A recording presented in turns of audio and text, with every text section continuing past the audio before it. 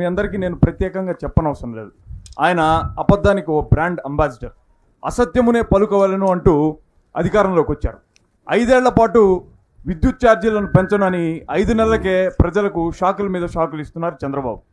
మరి ఎన్నికల కంటే మునుపు ప్రచార సభల్లో పాల్గొన్నటువంటి చంద్రబాబు నాయుడు గారు మాట్లాడుతూ, మేము అధికారంలోకి వస్తే ₹1 కూడా విద్యుత్ ఛార్జీని పెంచం అని అంటూ సూపర్ 6 అనేటటువంటి 6 అబద్ధపు హామీలతో దొడ్డిదారిన అధికారంలోకి వచ్చారు. మరి అధికారంలోకి వచ్చిన తర్వాత ఈ విద్యుత్ ఛార్జీల పెంపు పైన ముఖ్యమంత్రి చంద్రబాబు నాయుడు గారు, ఉప ముఖ్యమంత్రి పవన్ కళ్యాణ్ గారు, మరో మంత్రి నారా లోకేష్ గారుల మధ్యన జరిగేటటువంటి ఆసక్తికర సంభాషణని ఒక్కసారి చూద్దాం. చూశారు కదా, అది అప్పుడు. మరి ఇప్పుడు జనం నెత్తిన కరెంట్ ఛార్జీలు పెంచి ఆ విధంగా ముందుకు పోదాం. కానీ బాబోరు, మనం పవర్ లోకి వచ్చిన తర్వాత పవర్ బిల్లులు పెంచము అని చెప్పినట్టు గుర్తు. చూడు పవన్ కళ్యాణ్, నీకు అధికారం కొత్త, నువ్వు ఇంకా అలవాటు పడాలి. గెలవక ముందు ఈ జనంపై మమకారం చూపించాలి, గెలిచిన తర్వాత వీళ్ళ చేత కొరివికారం తెరిపించాలి. అదే నా పాలసీ.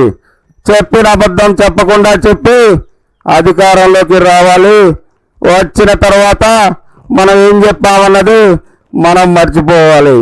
నీకో విషయం తెలుసో లేదో, నిజం నా ఇజం కాదు. ఒకవేళ నేను నిజం చెప్తే నా తల 1000 ముక్కలు అవుతుందనే శాపం ఉంది, తెలుసా నీకు? నిజమేనేమో బాబు గారు, మరి అందుకేనేమో నేను మీకు శిష్యుడిగా వచ్చాను. వస్తే వచ్చావు గాని గురువుకు మాత్రం పంగనామం పెట్టద్దు. ఎంత మాట బాబు గారు, చిన్నప్పుడు నేను నా గురువుల్ని. అబ్బో, ఏం మాట్లాడినా నీ చైల్డ్హుడ్కి లాక్కెళ్తావు. సెల్ఫ్ డబ్బా తగ్గించు, సెల్ఫిష్ నేర్చుకో. అది సరే కానీ బాబు గారు, కరెంటు ఛార్జీలు పెంచితే ఈ జనమంతా ఊరికే ఉంటారా? ఊరుకోక ఏం చేస్తారు? 3 సార్లు ముఖ్యమంత్రి చేసి ఈ రాష్ట్రాన్ని అప్పుల పాలు చేసిన, సంపద సృష్టిస్తానని చెప్తే నమ్మి వీళ్ళంతా ఓట్లేశారు. వీళ్ళకి మించిన అమాయకులు ఎవరైనా ఉంటారా? 100 అబద్ధాలు ఆడి పెళ్లి చేస్తారో లేదో నాకు తెలియదు, కానీ 1000 అబద్ధాలు ఆడైనా సరే అధికారంలోకి రావాలని నేను నమ్ముతాను. తమరు నిజ స్వరూపాన్ని చెప్పారు బాబు గారు. చూశారుగా చంద్రబాబు అంటే ఏంటో. అన్నమాట మీద అస్సలు నిలబడరు. కుర్చీ ఎక్కినాక మడత పెట్టి మరీ జనాన్ని తంతారు. పాపం ఈ విద్యుత్ ఛార్జీల పెంపు కారణంగా సామాన్య ప్రజలు ఎలాంటి ఇబ్బందులు పడుతున్నారో ఒక్కసారి చూద్దాం. ఇక్కడ మనతో పాటుగా ఒక సాధారణ గృహిణి ఉన్నారు. నెల మొత్తానికి తనకు వచ్చే చాలీచాలని సంపాదనతో తను, తన కుటుంబం ఈ విద్యుత్ ఛార్జీల పోటు కారణంగా ఎలాంటి ఇబ్బందులకు కష్టాలకు లోనవుతుందో ఆవిడ మాటల్లోనే. తల్లికి వందనం అంటే వంచన అని తెలుసుకున్నాం. ప్రతి బిడ్డకి 15,000 అంటే అరచేతిలో స్వర్గం అని అర్థమైంది. జగనన్న ఉంటే జూన్లోనే డబ్బులు పడేవి. పథకాలు ఇస్తానని చెవిలో పూలు పెట్టాడు చంద్రన్న. కరెంటు ఛార్జీలు పెంచి వైర్లల్లో షాకులు ఇస్తున్నాడు. అప్పులు చేసి మరీ కరెంటు బిల్లులు కడుతున్నాం.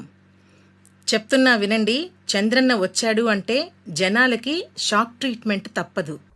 సంపద సృష్టిస్తాను, ఆర్థిక వృద్ధిని చేసి చూపెడతాను అని ప్రగల్భాలు పలికేటటువంటి చంద్రబాబు నాయుడు గారి హయాంలో ఒక సగటు వ్యాపారస్తుడు ఈ విద్యుత్ ఛార్జీల పెంపు కారణంగా ఎలాంటి వ్యతలకు లోనవుతున్నాడో, అతని కష్టాలు కన్నీళ్లు ఎలా ఉన్నాయో అతని అంతరంగంలోకి ఒక్కసారి తొంగి చూద్దాం.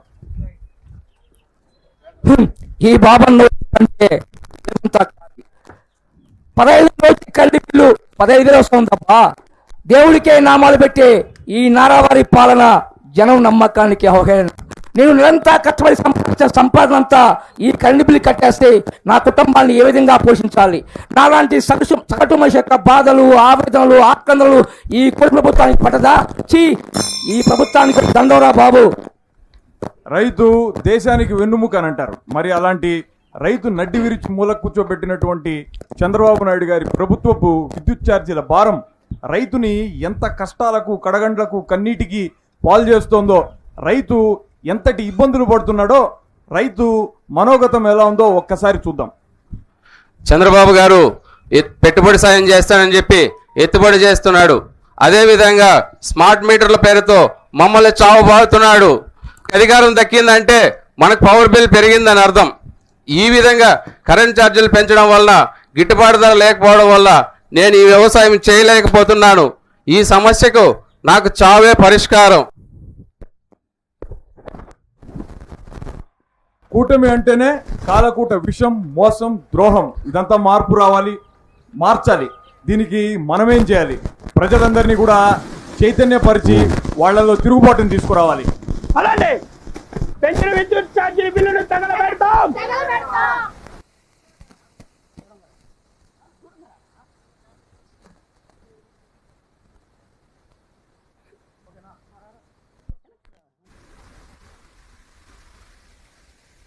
2029 నాటి కూటమి ప్రభుత్వానికి బుద్ధి చెప్తాం.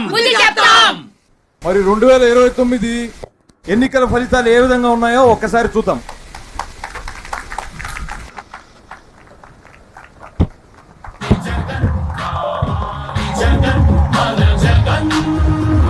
నమ్మకం అంటే జగన్, సంక్షేమం అంటే జగన్. కూటమికి రోజులు దగ్గర పడ్డాయి. కష్టాలు నష్టాలు ఎక్కువ రోజుల పాటు ఉండవు. వచ్చేది మనమే, గెలిచేది జనమే. జై జగన్, జై జగన్.